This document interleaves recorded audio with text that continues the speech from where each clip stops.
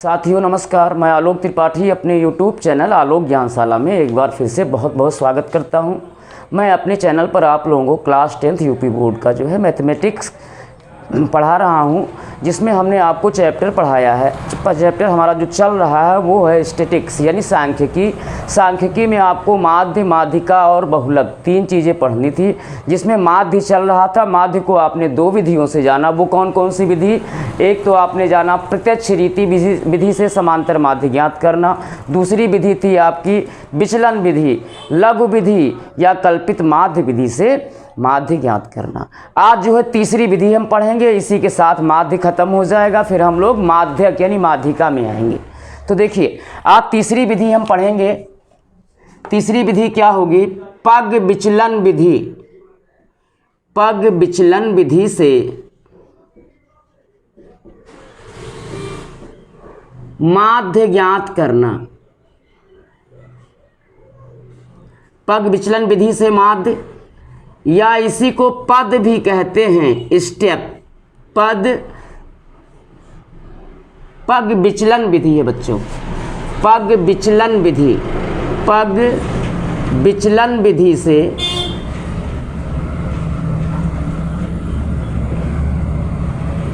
माध्य या पद विचलन विधि भी कहते हैं इसको। पद विचलन विधि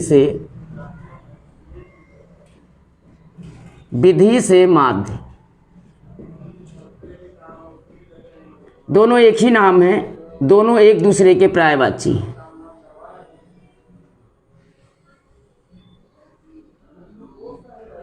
दोनों सेम चीजें हैं, यहां आके दोनों एक हो जाएंगे। ये है। तो देखिए पद विचलन विधि से माध्य को ज्ञात करने का पहले फार्मूला हम लोग जानेंगे।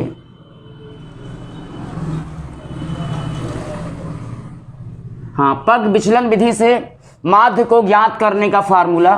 तो देखिए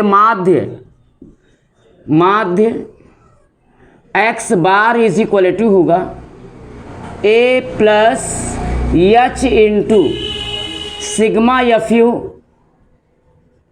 अपान सिग्मा एफ। ये फार्मूला होगा पग विचलन विधि से माध्य को ज्ञात करने का। तो देखिए माध्य x बार बराबर क्या आया? a plus h into sigma f u upon sigma F. अब इसमें कुछ चीज़ें क्या आपको सारे जो है इसमें संकेत है, उनका मतलब मैं लिख देता हूँ। फिर जहाँ a क्या है? a कल्पित माध्य है,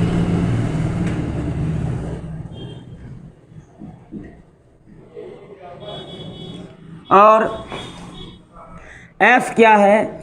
यफ बारंबारता है,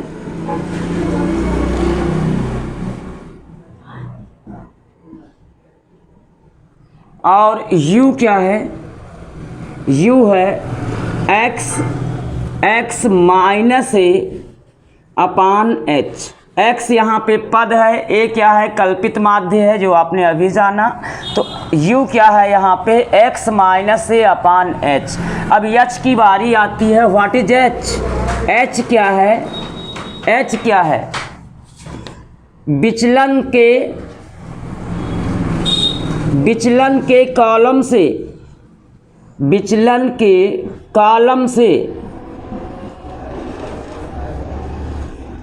से उभयनिष्ठ संख्या। h क्या है बच्चों? h है विचलन वाले कॉलम से, यानी d वाले कॉलम से, d वाले स्तंभ से आपका जो उभयनिष्ठ नंबर आएगा वही h होगा।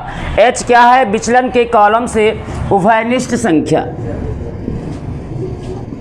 तो फार्मूले का आप लोग स्क्रीनशॉट लीजिए या फार्मूला आप लोग लिख लीजिए, फिर आगे बताया जाए आपको। फिर आगे का क्वेश्चन।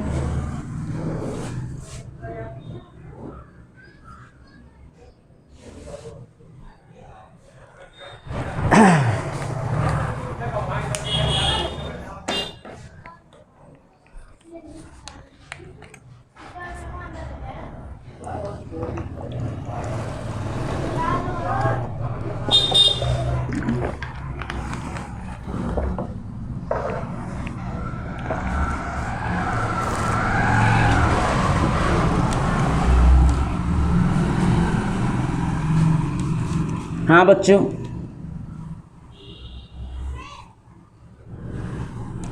देखिए पहला क्वेश्चन बहुत ही इजी है। प्रत्यक्ष रीति विधि में चार कॉलम क्या था? वर्ग अंतराल था, मध्य बिंदु था, बारंबारता था, एफ था।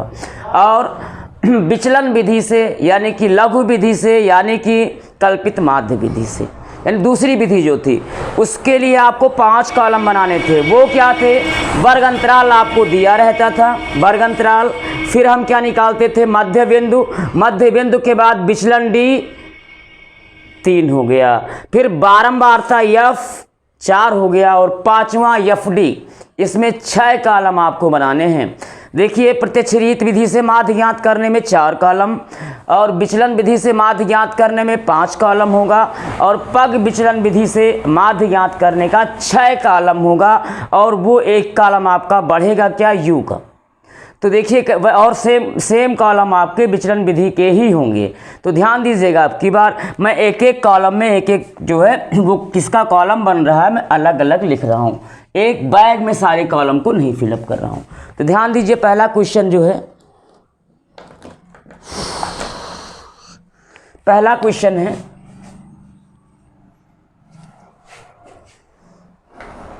एक्सरसाइज 14.1 ही वही माध्य का ही एक्सरसाइज होगा।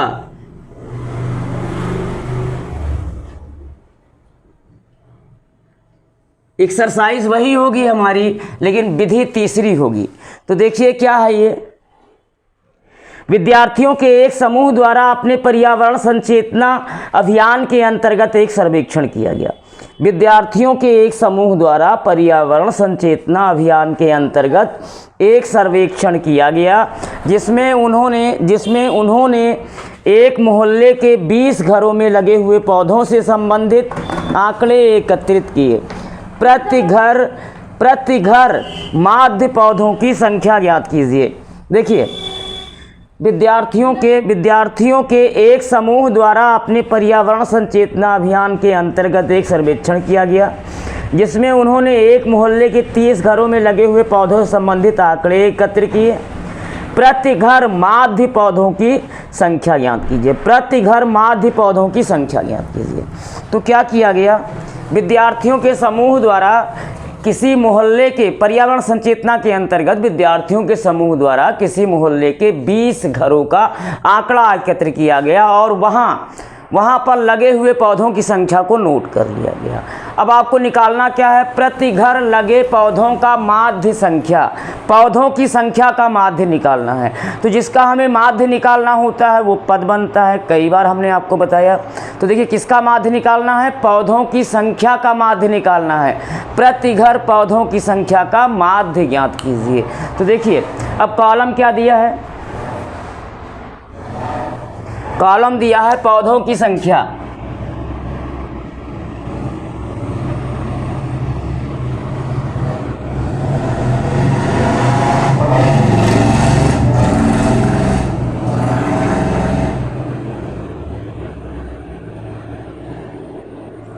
क्या दिया है? पौधों की संख्या।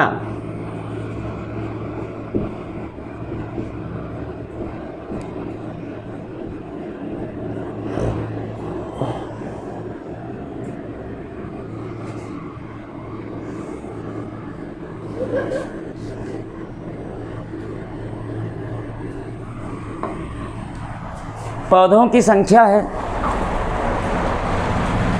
0 to 2 से स्टार्ट है और 12 to 14 पे एंड है, यानी दो का डिफरेंस है।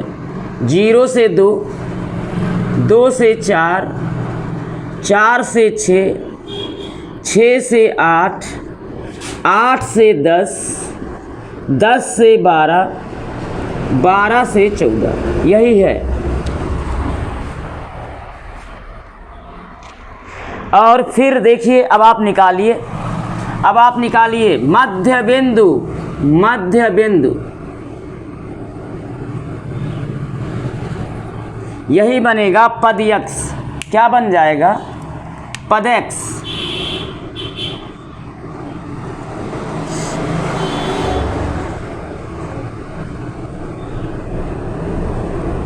देखिए मध्य बिंदु क्या होगा, दोनों सीमाओं को जोड़कर आधा कर दीजिए। 0 और 2 को जोड़ेंगे 2 होगा, 2 का आधा 1 होगा, और जो आपका वर्ग अंतराल है वो कंटिन्यूअस है, अनब्रेकेबल है, कहीं टूट नहीं रहा है, और सभी वर्गों में 2 2 का अंतर है। तो पहले वर्ग का आपने मध्य बिंदु निकाल लिया। अब सभी मध्य बिंदुओं में 2 2 ऐड करते आओ। तो 1 में 2 ऐड करेंगे 3 होगा, 3 में 2 ऐड करेंगे 5 होगा, 5 में 2 ऐड करेंगे 7 होगा, 7 में 2 ऐड करेंगे 9 होगा, 9 में 2 ऐड करेंगे 11 होगा, 11 में 2 ऐड करेंगे 13। अब देखिए कल्पित माध्य को आपको मानना होगा। कल्पित माध्य को सदैव पद में से ही माना जाता है। तो आप जो है पद में से ही मानो, लगभग बीचों बीच का, जिसमें आप 7 को भी ले सकते हो, 9 को भी ले सकते हो। हाँ, इन दोनों में से कोई एक सपोज कर लो। तो देखिए मान लीजिए 7 को माना कल्पित माध्य a = 7, माना कल्पित माध्य a = 7, ये हमने निकाल लिया। अब देखिए सेम कॉलम हमारा विचलन विधि का ही बनेगा, सेम कॉलम हमारा विचलन विधि का ही बनेगा। एक कॉलम बढ़ेगा, वो किसका बढ़ेगा, u का बढ़ेगा।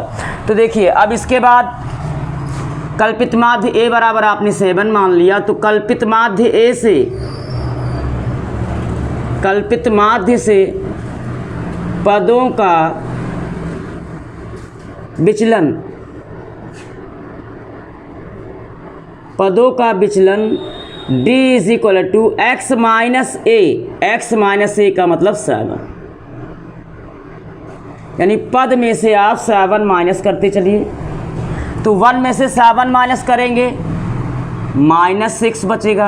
अब चूंकि मध्य बिंदु में जैसे जैसे हम नीचे उतरते आते हैं वैसे वैसे संख्या जो है आरोही क्रम में 2 2 बढ़ती जाती है। क्या है, 2 2 बढ़ती जाती है, 1 3 5 7 9। तो आपने 1 को घटा लिया, यानी पद में से आपने 7 को घटा लिया। अब चूंकि सारी संख्याएं इसके जस्ट बाद वाली संख्याएं जो है अपने ठीक पहले वाली संख्या से 2 ज़्यादा है। तो अब क्या होगा, ये वाला इससे 2 ज़्यादा है 1 से, तो जब हम 7 को इसमें से घटाएंगे तो कितना होगा, -4 होगा। अब देखिए आपने किया क्या, एक तो 3 में से आपने 7 घटाया -4 हुआ, और दूसरी चीज़ आपने क्या किया, -6 में 2 ऐड कर दिया तब भी -4 हो गया। क्योंकि जितनी भी पद में नीचे की ओर संख्या आ रही है वो जो है अपने ऊपर वाली संख्या से 2 2 कम, 2 2 ज़्यादा है। तो ऐसे ही इसमें हम 2 जोड़ देंगे तो इसका d निकल आएगा। तो -4 में 2 ऐड करेंगे -2 हो जाएगा, -2 में 2 ऐड कर देंगे 0 हो जाएगा। हमारी बात समझ में आ गई होगी, क्योंकि पद में हम जैसे जैसे नीचे बढ़ते जाते हैं क्या होता है, हमारा नंबर 2 2 बढ़ता जाता है, हमारा नंबर 2 2 बढ़ता जाता है। हाँ, जैसे जैसे नीचे आते हैं यहाँ पे तो क्या होता है, 2 2 बढ़ता जाता है। तो एक आपने पद में से जब 7 माइनस किया -6 आ गया। अब इसमें 2 हम ऐड कर दें तो ये वाला आ जाएगा, इसमें 2 ऐड कर दें तो ये वाला आ जाएगा, इसमें 2 ऐड कर दें तो ये वाला आ जाएगा, इसमें 2 ऐड करें तो ये वाला आ जाएगा। यानी 0 में 2 ऐड करेंगे 2 होगा, और वैसे भी आप 9 में से 7 घटाओगे तो 2 आएगा। यानी सिस्टम ही ये बना हुआ है, चूँकि नीचे की संख्या क्या है, 2 2 बढ़ती जा रही है। तो आपने क्या किया, पहला जब d आपने निकाल लिया, यानी x में से आपने जो है कल्पित माध्य को माइनस किया, 7 को -6 आया। अब यहाँ क्या कीजिए, इसमें 2 2 ऐड करते आइए, क्योंकि मध्य बिंदु में भी नीचे की तरफ 2 का ही अंतर है, प्रत्येक संख्याएं नीचे की ओर 2 2 बढ़ती जा रही। इसमें 2 जोड़ो तो इसका निकल आएगा d 4 हो जाएगा, और इसमें 2 ऐड कर दो तो 6 हो जाएगा। अब देखिए, अब यह आपको मानना है d में से जो उभयनिष्ठ संख्या मिल रही हो, यानी कि विचलन में से जो उभयनिष्ठ संख्या, ऐसी संख्या आप चूज करोगे जिससे सारे नंबर ये कट रहे हों, इस कॉलम के d के सारे जो है नंबर कट रहे हों। तो ध्यान दीजिएगा, 2 एक ऐसा नंबर है जिससे सारे पद क्या हैं, कट जा रहे हैं। तो मान लीजिए h बराबर, माना h बराबर 2। अब देखिए, अब u निकाल लीजिए, u बराबर क्या होगा, x - 7 अपान h, h का मतलब 2, h का मतलब 2।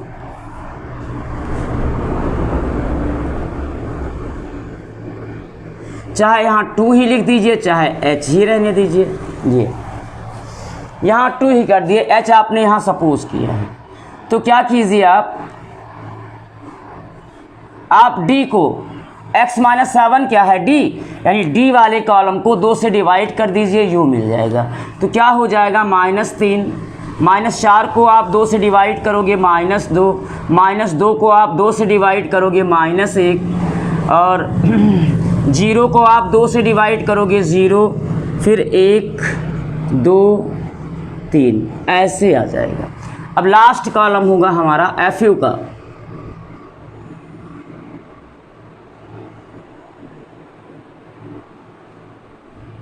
FU, लेकिन F तो अभी हम लोगों ने बनाया ही नहीं। पहले बारंबारता का हमको बुक से देखना पड़ेगा। वो पौधों की संख्या होगा, नहीं घरों की संख्या होगा, घरों की संख्या, घरों की संख्या, घरों की संख्या बारंबारता F बनेगी।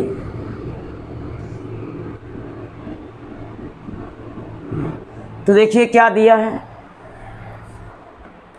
1 2 1 5 6, 1 2 1 5 6, 1 2 1 1 2 1 5 6।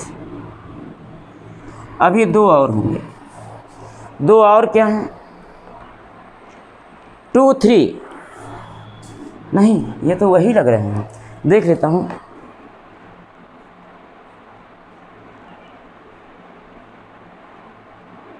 टू 3 ही है, 6 के बाद 2 3, ये। अब अगला कॉलम आपका बढ़ेगा FU का।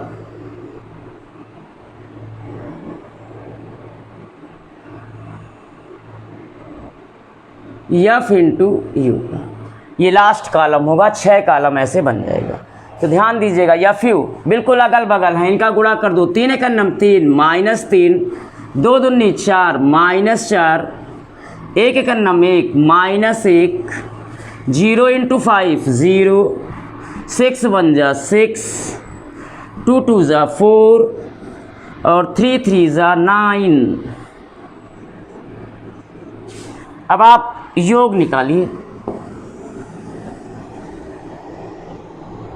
किसका योग होगा? आपको पता है किसका योग होगा, बिल्कुल पता है आपको किसका योग होगा। योग होगा बारंबारता का और FU का, अकॉर्डिंग टू फार्मूला। तो योग बारंबारता का योग ये हो जाएगा सिग्मा F, और FU का टोटल हो जाएगा सिग्मा FU। ये तो आपका 20 घर का वो किया गया था सर्वेक्षण, 20 आना चाहिए। 1 2 3 1 4 5 9 6 15 2 17 3 20। और FU का कीजिए, माइनस वाला नंबर अलग ऐड कर लीजिए, प्लस वाला अलग ऐड कर लीजिए, अधिक वाले में से कम वाला घटाइए और चिन्ह बड़े वाले का लगाइए। तो -3 -4 -7 और -1 -8, 6 4 10 और 9 19। 19 में से आप 8 घटा दीजिए और चिन्ह प्लस का लगा दीजिए 11।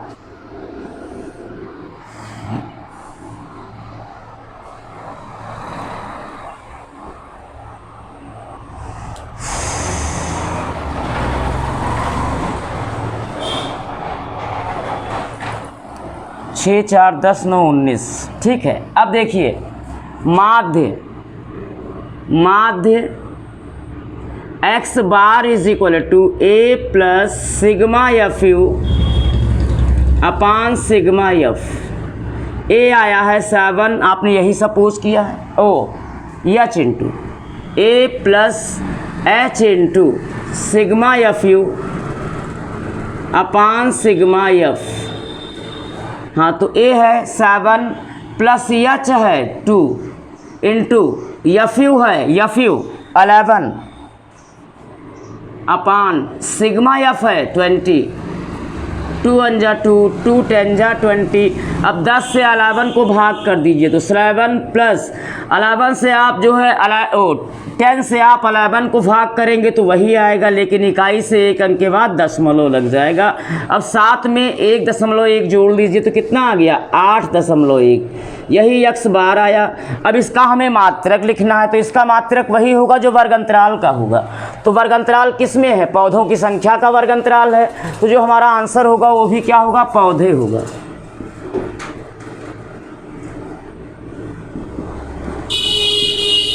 हाँ बच्चों, बस आपको तीसरी विधि बताना था, उसका फार्मूला आपको बताना था, एक क्वेश्चन आपको आज करवाना था, बस इतना ही।